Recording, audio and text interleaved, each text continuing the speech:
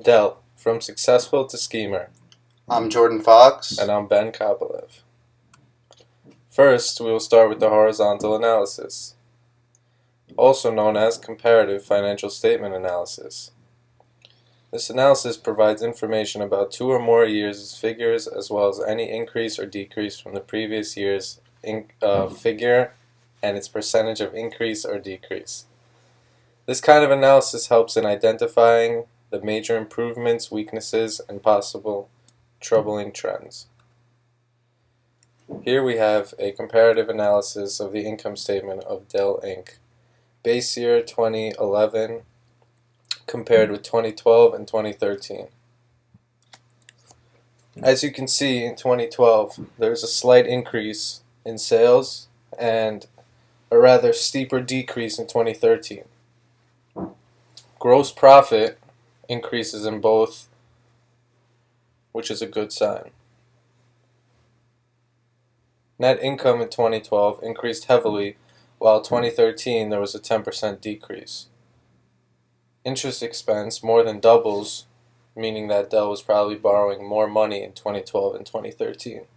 Overall, 2012 showed improvement, followed by a 2013 decline.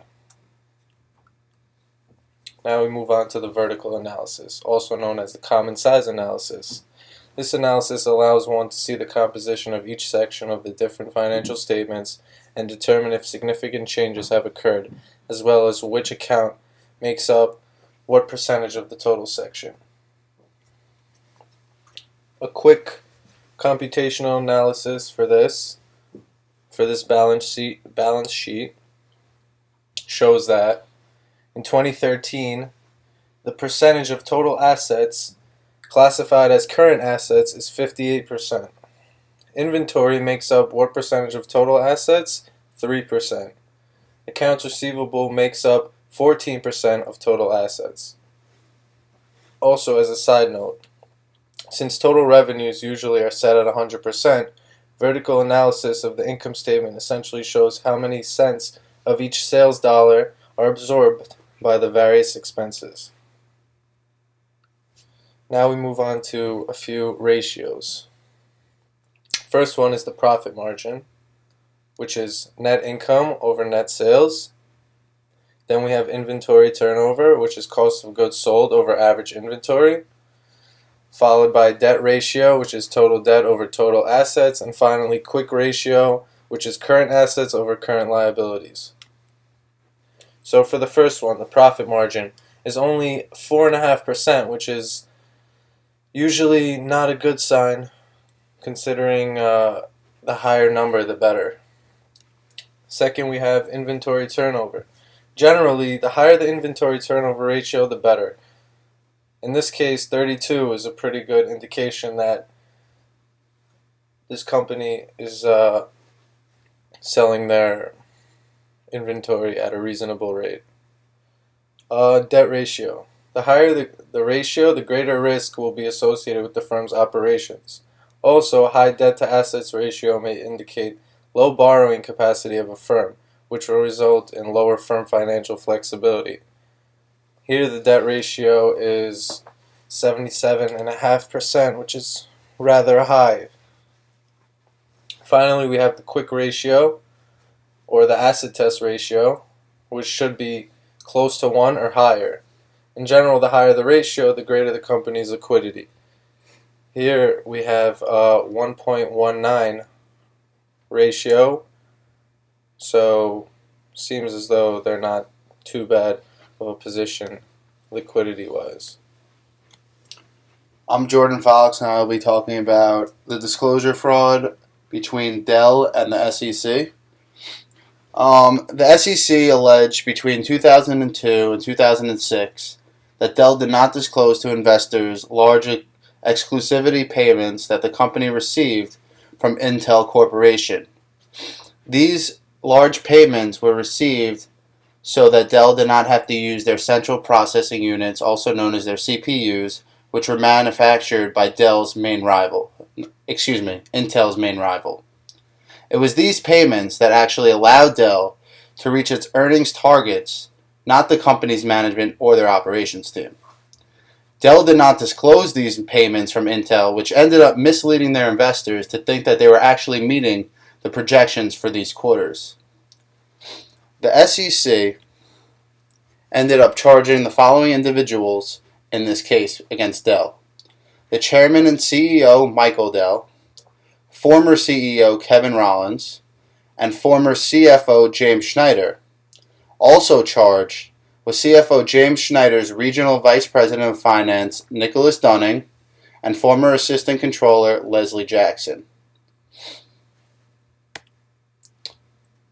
The SEC filed in federal court in Washington, D.C., a complaint that alleged that Dell misrepresented the basis for the company's ability to meet or exceed consensus analyst EPS estimates from fiscal year 2002 through fiscal year 2006.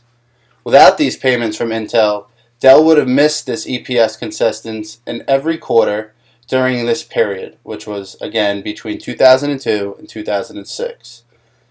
Dell's most senior former accounting personnel, including Schneider, Dunning, and Jackson, engaged in improper accounting by maintaining a series of cookie jar reserves that it used to cover shortfalls in operating result from FY fiscal year 2002 to fiscal year 2005.